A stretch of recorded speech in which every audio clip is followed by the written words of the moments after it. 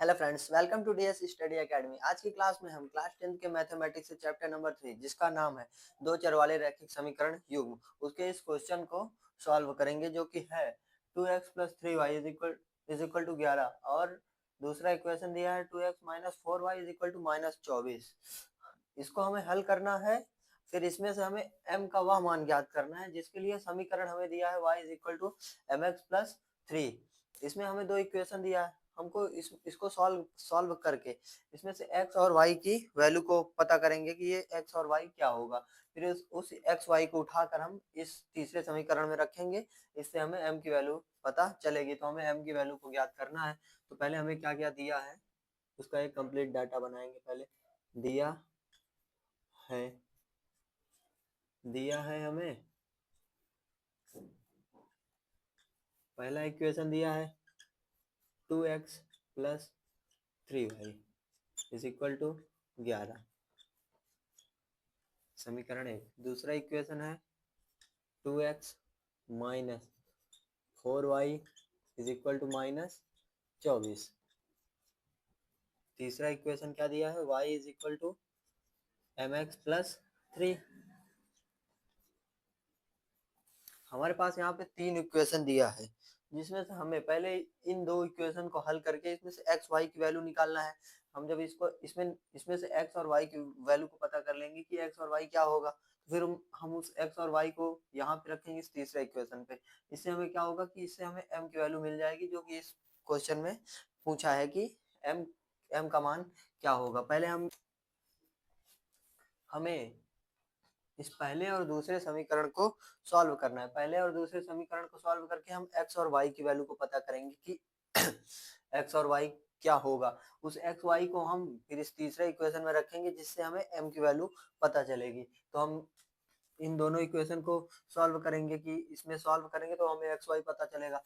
अब हम इन दोनों इक्वेशन को आपस में मतलब माइनस करेंगे, आपस में माइनस करेंगे। तो समीकरण 1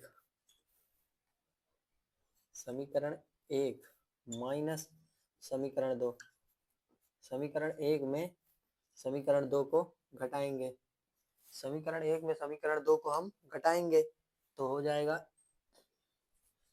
2x plus 3y is equal to 11। यह हो जाएगा 2x माइनस 4y माइनस 24।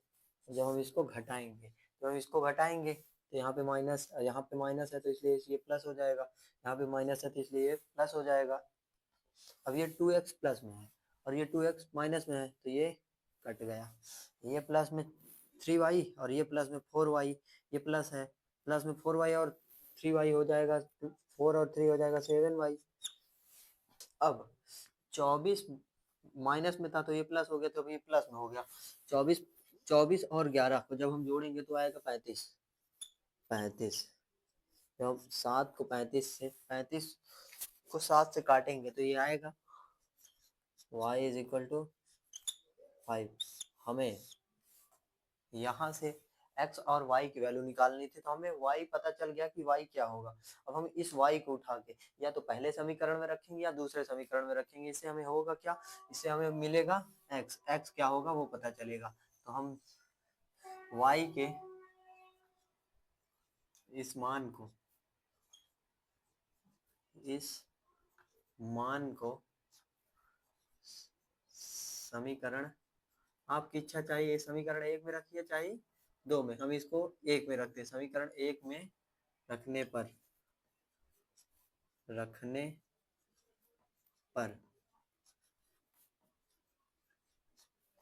जब हम y की वैल्यू, y आई है 5, जब हम y की वैल्यू को समीकरण 1 में रखेंगे तो समीकरण 1 क्या है 2x plus 3y is equal to 11।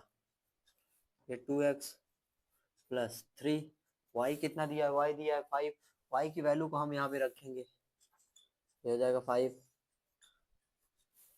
2x plus 5 into 3 5 या 15, ये 15 हो जाएगा 11। ये 2x इधर रहने दीजिए और इस 15 को प्लस में उधर ले आइए, इधर ले आएंगे, जब ये प्लस में है तो इधर आएगा तो माइनस हो जाएगा।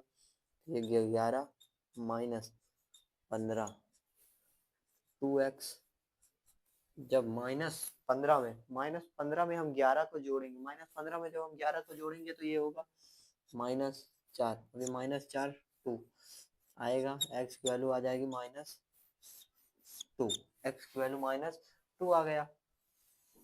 अब हमें x और y को पता करना था, तो x और y पता चल गया है हमें। अब हम इस x और y को उठा के हम समीकरण तीसरे में रखेंगे। समीकरण तीसरे में रखने से क्या होगा, हमें m की वैल्यू पता चल जाएगी, जो कि इस प्रश्न में पूछा है कि m क्या होगा। तो हम x और y के इस मान को समीकरण x और y के इस मान को समीकरण 3 में रखने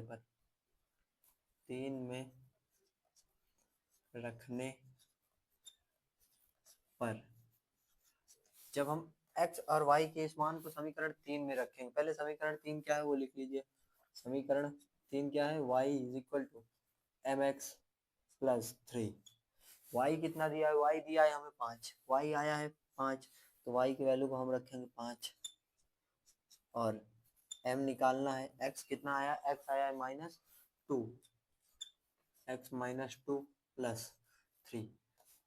अब ये 3 जो इधर प्लस में है इधर आएगा तो माइनस में हो जाएगा, तो ये हो जाएगा 5 - 3, ये -2 m से मल्टीप्लाई करेगा तो ये हो जाएगा -2m, 5 में से 3 जाएगा तो आएगा 2, और ये -2m, ये कट करेगा, m की वैल्यू आएगी -1।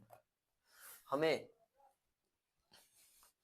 यहाँ पे इक्वेशन दिया था 2x plus 3y is equal to 11, दूसरा इक्वेशन दिया था 2x minus 4y is equal to -24। हमें इसे हल करके एक्स वाई की वैल्यू निकालना था, और प्रश्न में पूछा था m की वैल्यू पूछा था, तो एक्स वाई जब हम इसमें निकालेंगे तब ये तीसरा इक्वेशन दिया था y is equal to mx plus 3, ये तीसरा इक्वेशन दिया था। जब हम इन दोनों को पहले और दूसरे इक्वेशन को सॉल्व करेंगे तो हमें x और y की वैल्यू पता चलेगी। जब हमें x और y की वैल्यू पता चलेगी तो हम तीसरे इक्वेशन में रखेंगे, तो x और y जब हम रखेंगे तो यहाँ से हमें m मिलेगा, तो हमें m निकालना था। m कितना आया है -1,